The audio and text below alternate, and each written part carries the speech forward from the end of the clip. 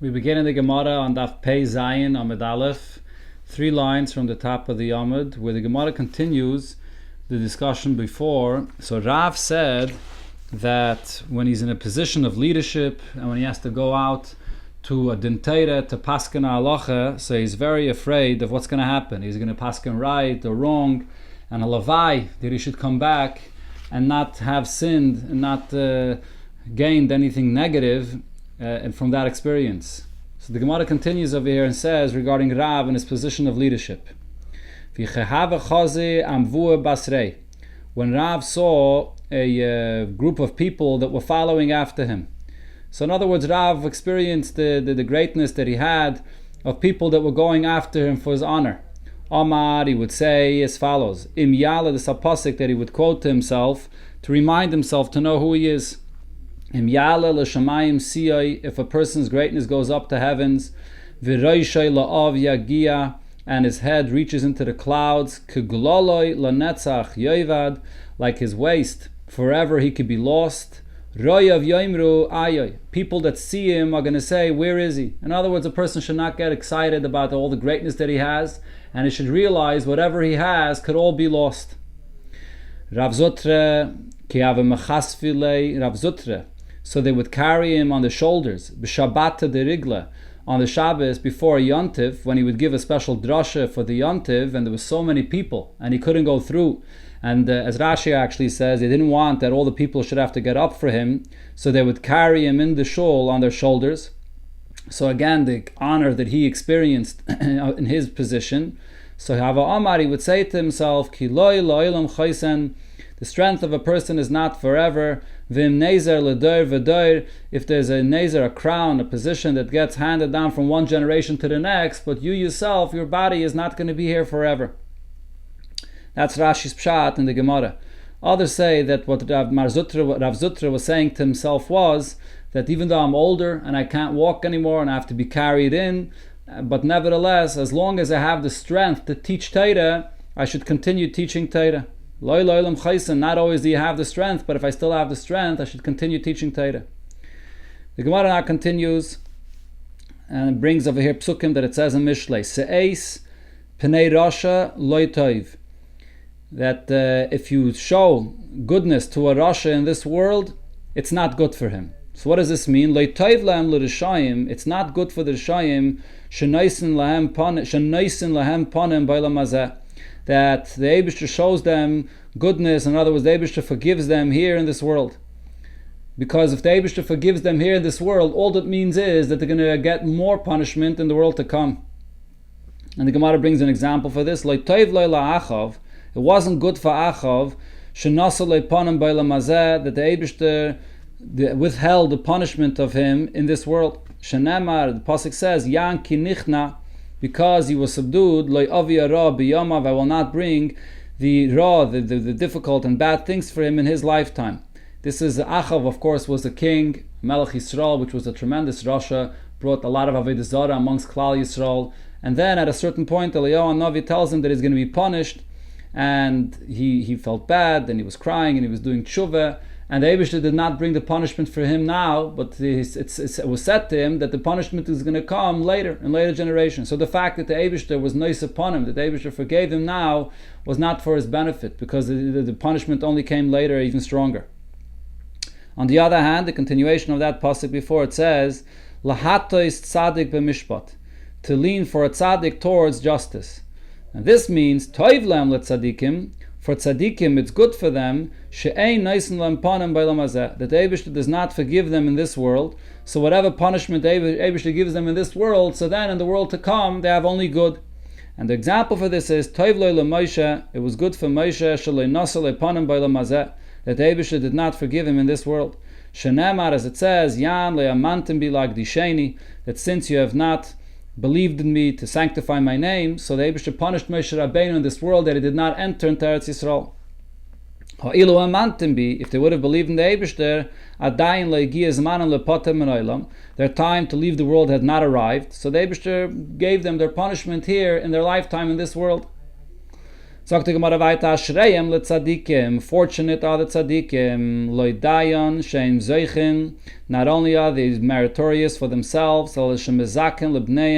their merits are also for their children, and their grandchildren, and all of their descendants to the end of all times.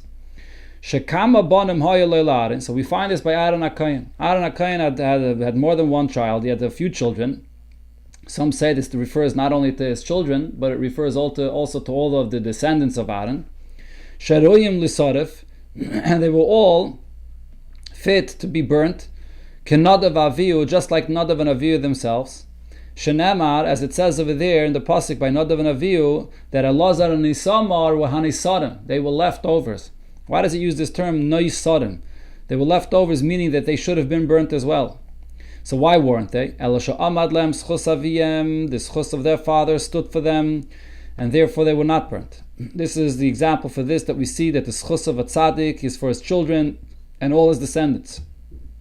The opposite, Oilam l'rishayim, woe to the rishayim that loidayan shemachayven atzma. Not only are they bringing the negative things for themselves, El shemachayven livneim ulivnevneim etzeif kol adeiris. They also bring this bad for them, for the children, for all future generations. And where do we see this? Harbe banim hayalei lechanan. Canaan had many children. Sheru'oyin lisamech, that were nuat to learn Torah, and they could have been ordained Ketevi Avdesh Rabbi Gamliel, similar to what we find regarding Tevi, which was the servant of Rabbi Gamliel, and he also was very learned. But nevertheless, they could not gain anything from this. The chayva of their father caused them that they should remain cursed like all the children of Canaan. Anybody that brings a schus for a rabbim, for example, someone that teaches Torah for the rabbim, anyone that brings a schus for the rabbim, ein chet ba al yodeh. The Eibusha sees to it that a chet should not come through him. So of course this is referring to the fact that anything b'sheigig, inadvertently, he should not sin. But it doesn't mean that the Eibusha takes away the person's b'chira chavshis. The chol hamachti es harabim, anybody that brings about sins to the public, he causes others to sin, kemat ein maspikim b'yodeh lasas tshuva. We do not, some do not guide us the word kemat, so the Eibusha does not allow him to do tshuva, or at least it means the Eibusha does not assist him to do tshuva, as the Eibusha usually does. The one that brings a zuchos for the public, the Eibusha does not allow him to sin. My time, what's the reason? In order that he should not be in Gehenim, and all of his Talmidim that he brought his chus to them should be in Gan Eden. Shenema, as it says in the pasuk, they do not allow my nefesh to be in Gehenim. Do not allow your chassid to see shachas, to see Gehenim. So if we're talking about a chassid, why does it have to say that do not allow him to see Gehenim? Elamai, this is a chassid that was mezakes harabim. And the Eibusha, pasuk here is saying that the Eibusha does not allow him to sin, that he should end up in Gehenim. And one that brings the public to sin, the Eibusha does not assist him to do tshuva. So in order that he should not then do tshuva and be in Gan Eden, and all those that he caused to sin are in Gehenim. Shenemar, as the pasuk says, Adam oshuk bedam, nefesh, a person that is guilty for killing somebody. At Bar Yonis, he runs until the pit of Gehenim, and Al Yitmechu Bay. The Eibusha does not assist him to hold him back from falling into the pit of Gehenim. Going back to the Mishnah. So it said in the Mishnah, Ha'oime echto v'oshuv, echto v'oshuv. So Ema speaking b'yodeh lasas tshuva. So the Gemara asks him this, Lama lila meimar echto v'oshuv, echto v'oshuv, terei zimni. Why does it say in the Mishnah this expression twice? A person that says, I will sin, I will do tshuva. Why doesn't it just say it once? So the Gemara answers, Kid Rav Huna, the Mishnah is saying like Rav Huna Marav, Dom Rav Huna Marav, Kivin she'adam avar aveira v'shana ba. Person that does aveira and repeats it again, hutraloi, becomes permissible to him. Hutraloi salkadaitach doesn't mean it's permissible. Elanasis loi keheter. In his eyes it becomes like heter when you do it again and again, so then you don't realize the severity of it. And that's what it means over here, that a person that sins and says echta v'ashuv, because it's more than once, so therefore it's very difficult for him to do tshuva, because in his eyes he did nothing wrong. So according to the simple pshat of the Gemara, and as the way it seems from Rashi, the issue of echta v'ashuv is only in this case, where it's twice, and then it's difficult for a person to do tshuva. But just once, echta v'ashuv, then a person will realize what he did wrong and he'll be able to do tshuva. But as the Mefarshim point out, that according to the Rambam and other opinions, the Gemara here does not mean to say that if you say echta v'ashuv just once, then he'll be able to do tshuva. There's two different things here. One thing is, if you say once echta v'ashuv, that itself is an issue. And as I explained yesterday, the issue is because it's the tshuva itself that's the cause of the Aveda, so then the tshuva cannot be used to take him out of that Aveda. Ein katega nasa saneger. But then the Gemara adds it, there's another point. If you say it twice, there's an additional problem, that then it becomes keheter and he can't do tshuva.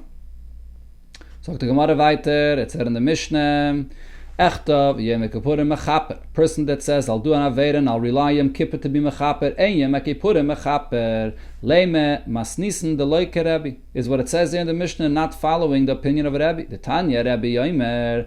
Al Kol Aveda Shebetayre. And all Aveda is Bein Asat Tshuva, Bein Lo Yasat Tshuva, whether a person does Tshuva or not.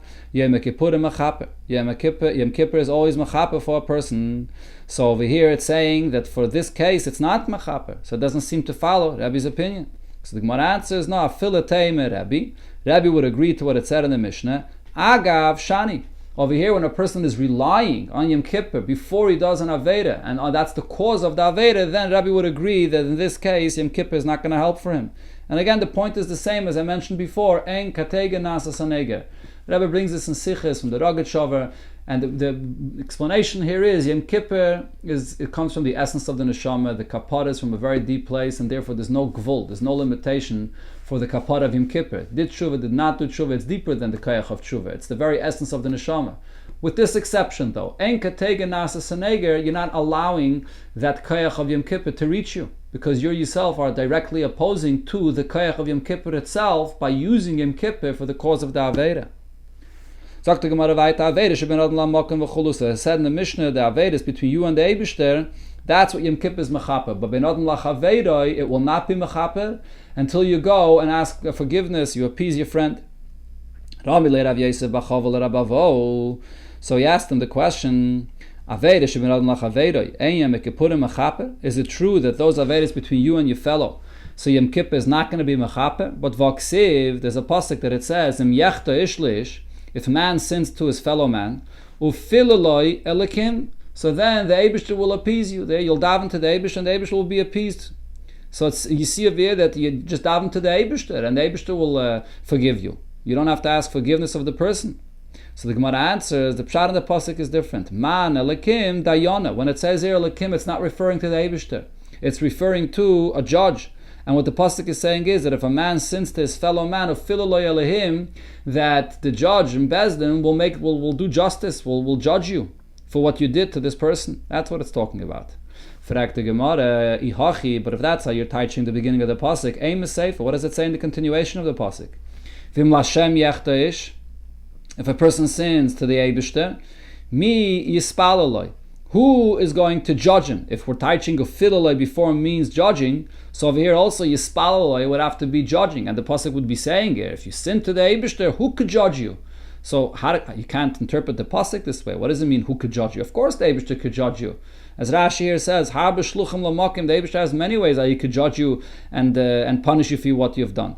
So you can't teach the word of piloloi meaning judgment in the beginning. It doesn't fit in the end of the pasuk. So therefore the Gemara says a different shot. Hachi ka'ama, this is the correct way of reading the pasuk. Im yachta ish le'ish, if a man sins to another man, ufiloloi, and you appeased him, in other words, you asked mechila of this person that you have hurt, then alakim yimchaloi, then the Eibishter will forgive you.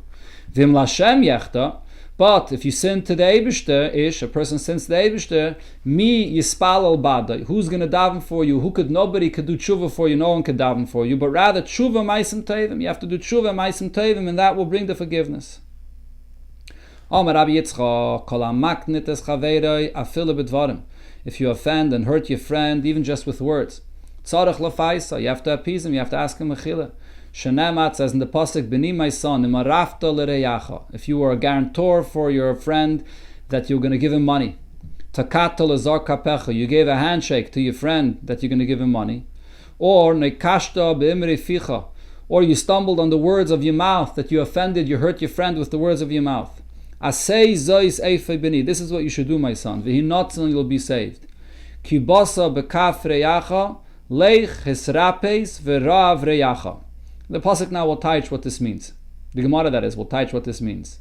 Im mamin yesh biyotcha. If there's money that your friend has in your hand, that you owe him money, you were a guarantor, you gave him a handshake. So then, when it says in the pasuk, hisrapes means hater loy pisas yad. Open up the palms of your hand and give him the money that you owe him. V'imlav, if you don't owe him any money, so then when it says afterwards in the pasuk, v'rahav reyacha, what that means is, hirba olav reim. Bring a lot of friends to him, to approach him, to ask him to forgive you. And that's like he said before, like Rabbi Yitzchak said, this is the source that even if you just offend a person with words, so you have to ask him for forgiveness. You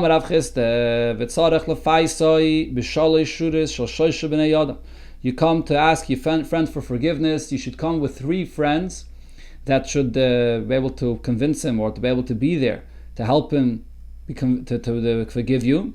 3 friends and 3 rows. Each one of these rows should be of 3 friends.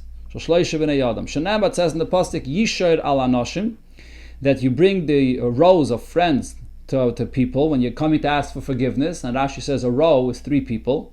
And then it says, V'yoymar chatasi v'yashar avesi v'loy shavali. And these lashonos that it says over in the pasuk, so you see that you're asking for forgiveness. So you have over here 3 times that it says in the pasuk the lashon over here, chatasi once, again havesi, and then again v'loy shavali. So from here you see that you're bringing the three different people with you to ask for forgiveness. You ask forgiveness from your friend. Do not ask of him more than 3 times. Some say this means that you don't have to, you're not obligated to ask for forgiveness more than 3 times. But others say that what this means is that you're not supposed to, you shouldn't ask more than 3 times. Because if he didn't forgive you after 3 times, he probably won't forgive you, and just asking him again is causing him to stumble by not forgiving you.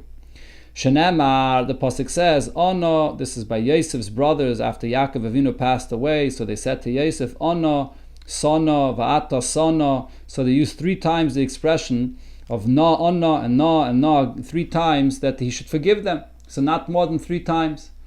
The Mashal actually asks in this Gemara, what's the raya from that case? Maybe over there, because they forgave after 3 times, they didn't ask more. Yosef forgave after 3 times, but if he wouldn't have, maybe they would have asked more than 3 times. So the Mashal says the pshat over there is really Yosef forgave after the first time, but the pasuk is using the 3 times to teach us the halacha that you don't have to forgive, you shouldn't ask forgiveness, or you don't have to ask forgiveness for more than 3 times. If you hurt someone and now he passed away and you have to ask him for forgiveness, what do? Maybe Asar b'nei Adam, you bring a minion of people, umamidan al kivra, and you stand with them by his cave, v'oimen, you say to the person, Chatasi l'Hashem Elokei Yisrael, I sinned to the Eibishter, ulepleni, and to this person, shechavalti by, that I've harmed him, I've hurt him. So some say that the reason you have to bring a minion is because you're saying the Eibishter's name, so you're supposed to say that in the presence of a minion. Rabbi Yirmiyah Havalei Milsa l'Rab Abba ba'adei. So Rabbi Yirmiyah had something that he hurt Rab Abba, and he had to ask him for forgiveness. So Azul Eisev Adashad Rab Abba, he went and sat by the door of the house of Rab Abba to ask him forgiveness. V'hade deshadia amsamaya. So when Rab Abba's maid was throwing out the dirty water from the window, some drips of those waters dripped onto the head of Rabbi Yirmiyah. Omar, Rabbi Yirmiyah said, "Das unika ashpa, they made me like garbage." And kara nafshei, he read upon himself the pasuk, "Me ashpais," from the garbage, Yorim Evya, and the Eibusha picks up the poor person. Shama Rab Abba heard what happened. V'nafik la'apei, and he went out towards him. And Amalei, and Rab Abba said to Rabbi Yirmiyah, "Hashte tzrichne lemepek adayteich." Now I have to appease you, to take out of your mind what you were feeling bad about what happened here, that someone from my house poured the dirty water and it dripped on you. Like it says that you should go and bring people to appease your friend to ask for forgiveness. Another story, Rab Zeira ki havale milsa bahadi inish. Rab Zera, when he had something, that someone did something wrong to him, have a cholav v'tani lekamei, so he would go and pass in front of that person once and twice, umantzile, and he made himself available for that person, so that person should come and approach him and ask for forgiveness to take the hakpada that he had out of his mind. Rav havale milse bahadi ahu tafcha. Rav had something with this butcher that offended him, that hurt him, that he had to ask forgiveness from Rav. He did not come to Rav to ask for forgiveness. So b'mayla Yom Kippuri, and when it came to that of Yom Kippur, Omar Iyu, Rav said, Eizul ano l'fiyusile. Let me go and go in front of him, in order that he should appease me. Pogebe Ravuna. Ravuna met Rav on his way going. Amalei, he said to Rav, Lahechi kozama, where are you going? Amalei l'fiyusi leplanya. I'm going to appease this other person. In other words, really to help this other person ask mechila from me. Omar, so Rav Huna says to Rav, Ozel Abba lemiktal nafsha. Abba, which was the name of Rav, you're going to kill somebody because he's not going to ask you for forgiveness. Ozel, so Rav went, v'kami lavei, he stood there in front of this butcher. Have Yosef v'kapoli reishe. This butcher was sitting and he was breaking the bones of a head of an animal. Doliyene, he picked up his eyes. V'chazia, he saw Rav. Amalei Abbat, you're Abba. Zil, go away from here. Leslie Milsabadach, I have nothing to say for you. Bahadi, the Kapali Reisha, so as he was breaking the bones of this head, Ishtamet Garma, one bone slipped out. Umachye Bekue, and it hit him in his throat. Uvekatle, and it killed him. So over here, some of Farshim say, the Mashal brings from the Aruch, that the reason why this person deserved to die is, first of all, he didn't go to ask for forgiveness, and second of all, he was mizalzel, he embarrassed Rav by calling him in his name, Abba. So if so, the question is, Rav Huna also before said Abba.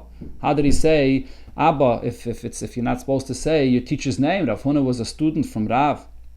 So there's actually a machlekes Rishonim about this. Rashi holds that the real name of Rav actually was Rav. Abba is an expression of greatness that's used on Rav. So that's why Rav Huna said the name Abba. So then that can't be why this person was chayiv misa, because he used the term Abba. Adar Abba, that's an expression of greatness. But others say that Rav Huna did not use the word Abba. It says there in the Gemara, Omar Ozl Abba Lamiktal Nafshi. He didn't say this to Rav, he was saying it to himself. He was thinking to himself that Rav is going to kill somebody. But this individual here said Abba, so according to the opinions, the Aruch, that's the name of Rav, and that's the reason why it was Chayiv Misa, because he said the name of Rav.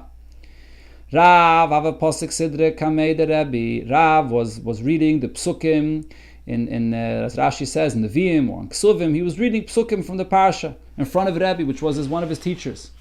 Ayol Asa Rabchia.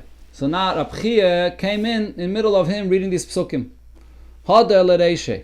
So he began again from the beginning because Rav Chia wanted to hear the psukim from the beginning of the parsha. Ayol bar kapora. Then bar kapora came in. So now again, he started again from the beginning of the parsha. These are all teachers of Rav.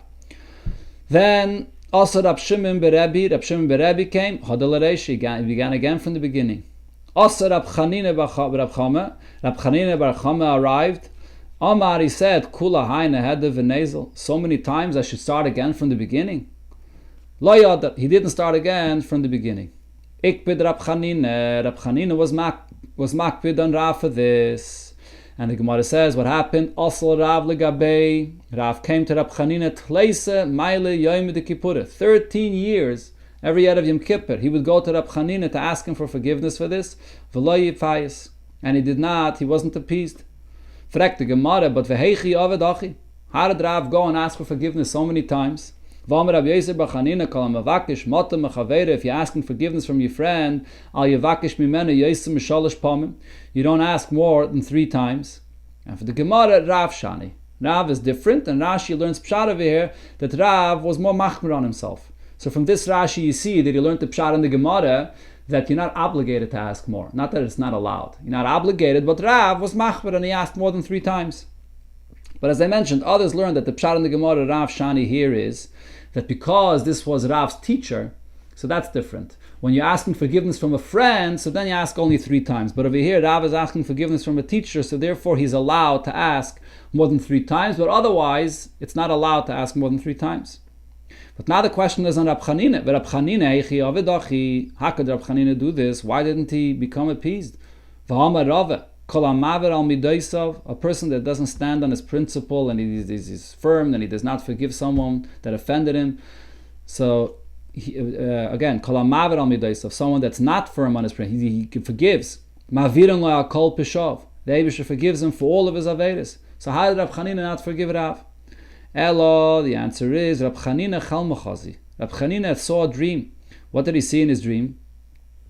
Again, Rab Chanina chal mechazi le Rav. He saw in his dream Rav the zakfu bedikfla, that they hung him from a palm tree. Gemidi, and we know the chol the zakfu bedikla. Anyone that you see in a dream that he's being hung from a palm tree, reisha hava, that means that he's going to become the leader. So therefore, now Rab Chanina said to himself, at that time, Rab Chanina was the Rosh Hashiva in Eretz Yisrael. So Omar, he said, Shma mino, from here I see, boy, lemevad reshusa, that they wanted to change over here, that there should be a new leader here, that I should die, I should pass away, and now Rav is going to become the leader. So therefore, he didn't want Rav to stay here in Eretz Yisrael. V'lo yifai, so he did not appease Rav. Ki heichi de lezel, so that he should leave Eretz Yisrael, v'ligmar oiraise beBavel, and he'll go learn Torah in Bavel, and then the dream will be fulfilled in Bavel, and he'll become a Rosh Hashiva in Bavel, and Rab Chanina will not be removed of his position. So that's what Rab Chanina was afraid of. So according to this, on the Pshat in the Gemara, Rashi's Pshat, it means that Chanina was afraid for himself, for his own life, that he shouldn't pass away, that Rav should take him over. Others say that the Pshat in the Gemara is that Rab Chanina was doing this for the benefit of Rav. He saw that Rav is going to become a Rosh Hashiva, so he wanted to be mezakim, to go learn Torah in Bavel, that he's going to learn Torah better over there. So he was not being meichel for the benefit of Rav. And from here the Paiskim learn out, the Rama says this, that if you're not being meichel someone for his benefit, because by you not being meichel him, you're helping him do tshuva even better, so then you don't have to be meichel. Tana Rabbana, we learned in Abraisa regarding the mitzvah of vidui. Tomorrow now we'll discuss the mitzvah of vidui in general regarding Yom Kippur. Mitzvah's vidui, when is the time for the mitzvah of vidui? Erev Yom Kippurim im chashecha, the evening of Yom Kippur, right when it becomes dark. So there's actually a machlokes about this. Some Rishonim say the main mitzvah of vidui is right by shkia time when it becomes dark, and others say that the mitzvah of vidui is by ma'ariv. That's the main mitzvah of vidui. Ma'ariv time is the main mitzvah. Our minhag is that the main mitzvah is when you come before Kol Nidrei, we say the vidui, that's the main mitzvah of vidui. However, the Chachamim instituted and said, Yizvade koydem sheyechal v'yishta. A person should confess the vidui before he eats and drinks. The Sudam Afsekes, or before the fast. Shema titorev daite b'suda, because maybe his mind is going to become completely distracted through the suda that he's eating, and he's not going to then do the vidui later. And even if he fulfilled this and he already confessed before he ate and drank, but he has to confess again later when it comes at night in Kippur. Maybe something negative happened during the time of the Suda that he has to confess again. Even if he confessed by Ma'ariv at night, Yom Kippur, he confesses again Shachris. Shachris, Yizvada b'Musaf, you confess again Musaf time. B'Musaf, Yizvada b'Mincha. After Musaf, you confess again by Mincha time. Then b'Mincha, Yizvada b'Nila. Even if you confess by Mincha, you confess again by Nila time. Where do you say the vidui? Yachid achat filosai. Every individual, when he davens the Shemay Nesra, after when he can finish the Shemay Nesra, that's where you say the vidui. Shliach Tzibor oimrei be'emtza. By the Chazaras Hashatz of the Shliach Tzibor, you say it in the middle of the middle brach of Shemay Nesra. So my Omar, what is the vidui? What do you say? Omar Rav, so Rav says, Atu Yedeya Razi Yolam. The vidui is part of the vidui is Atu Yedeya Razi Yolam, which is part of the nusach that we say today. Shmuel Lama Mimamake Alev. You say a nusach of Mimamake Alev, which we do not have in our nusach.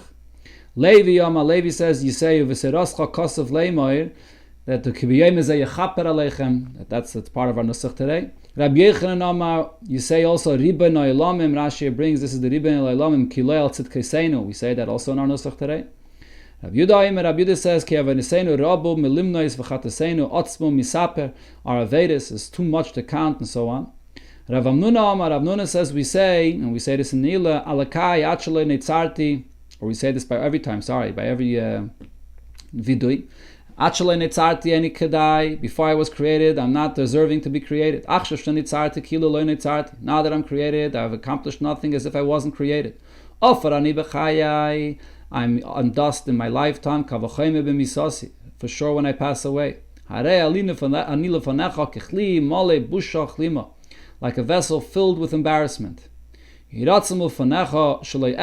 not sin again. What I did sin, you should wash off, you should forgive me with your mercy. But not with any pain. This nusach of Alakayat Shloi Netzarti, this was the nusach of Rav's vidui, not on Yom Kippur but all year. And this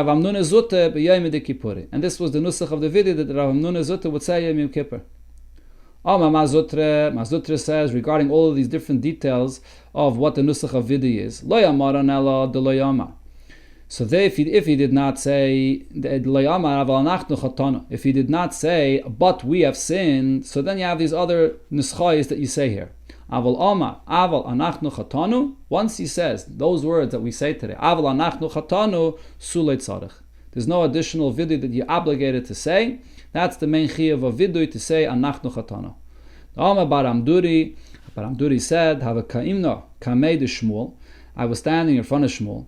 And during the davening of Yom Kippur, he was sitting. When the Shliach Tzibur came to the place where we say, Aval anachnu chatanu, come, make him, he got up. Omar shmamina ikevidehu haihu. So now Baramduri said, from here I see that he got up for this, that this is the main vidui.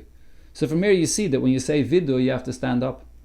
Tanan we learned in a Mishnah. B'shloisha, prakim, b'shana, there are 3 times in the year. Kayanim neisen eskapeyen, arba pamim b'yayim. So the kayanim are duchening 4 times a day. B'shachris, b'musaf, b'minche, or b'neilas sha'arim, and by ne'ilah. The meaning of Ne'ilas Sha'arim, Rashi brings 2 pshatim in this. Ne'ilah either means that the gates in heaven are closed. Another pshat is Ne'ilas Sha'arim means that this is the time that the gates of the Azara were closed, when the Kayin finished his Aveda. These are the 3 times when the Kayin duchens all these tefillas. B'tainiyas, when there's a fast, that you fast for the rain, and then you have to daven also Ne'ilah. B'mamodos, and then there's the Mamodos, those are the groups of the Yidden that would gather to daven, and they would fast to be those that represent all Yidden for the karbanis that are being brought in that time. So usually, Rashi explains, usually you don't duchen at the time of mincha, because in the afternoon, after a person eats and drinks, could be shikr, so therefore it's not a time for the kayanim to duchen. The chiddush over here is that the kayanim in the times of a fast duchen even in the tefillas later in the day. And therefore Rashi says, when it says over here that they duchen 4 times, including musaf, it doesn't mean dafka 4 times, because you don't have musaf in these times. And by the tainus and by mamadis, there's no musaf. Only Yom Kippur there's musaf. But it means, the chiddush over here is that they also duchen even in the times in the afternoon, and we're not concerned about the eating and drinking, it's a fast. Ubiyayim akipurim. And then on Yom Kippur there's actually 4 times, because there's also the ne'ilah and there's also musaf. My Ne'ilas Sha'arim. What is this tefillah of Ne'ilas Sha'arim? Rav Amatzleisi Yisert. Rav says you daven another Shmei Nesra, just like the other Shmei Nesras, where you have on a Yontif, you daven 7 brachas. So on Yom Kippur as well, this extra tefillah is a full Shmei Nesra. Shmuel says you don't daven another Shmei Nesra, but you just say a nusach as follows: Ma'anu mechayenu, the nusach that we actually say today in Ne'ilah.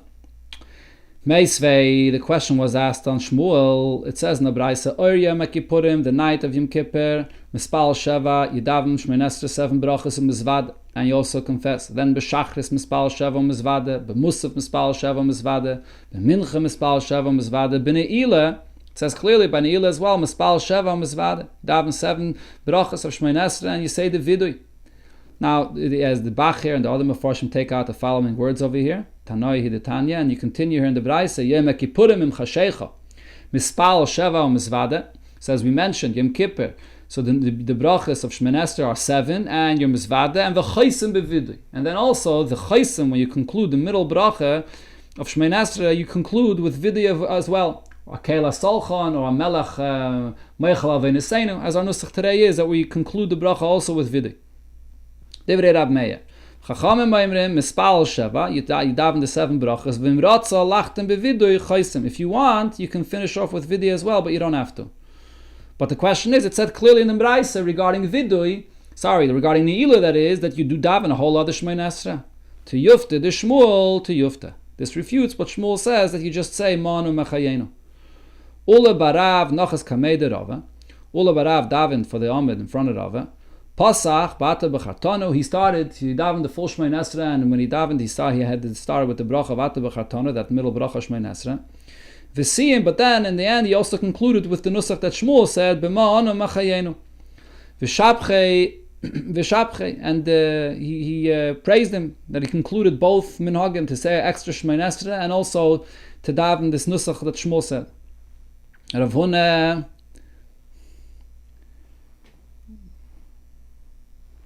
bar Nos Breid Rav Nosen Omar. An